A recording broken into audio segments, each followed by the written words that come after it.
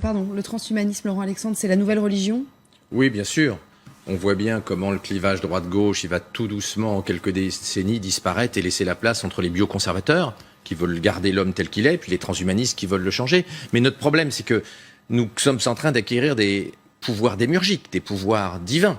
Nous sommes en train de devenir homo deus, tout doucement. Cette bataille entre les transhumanistes et les bioconservateurs, elle va nous occuper pendant des décennies et des décennies. Et qui va gagner cette bataille, à votre avis? Ce sont les bioconservateurs ou les transhumanistes? À mon avis, ce sont les transhumanistes, parce que la plupart des gens vont être prêts à tout accepter pour moins souffrir, moins vieillir et moins mourir.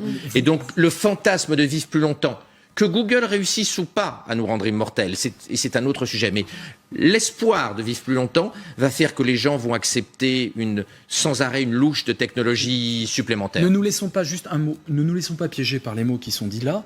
On dit transhumaniste, on n'est pas obligé de dire bioconservateur, on peut dire humaniste.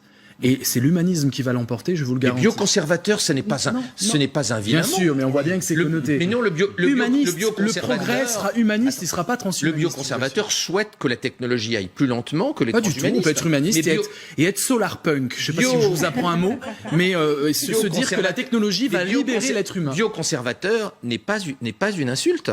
C'est un état de fait, c'est vouloir que la technologie aille moins vite que les transhumanistes le souhaitent. Les humanistes veulent que l'humain, le développement du cœur, le développement des sentiments, le développement de l'entraide sociale, la société évolue plus vite que la machine. C'est très très progressiste. Un autre problème moral qui est le mariage gay.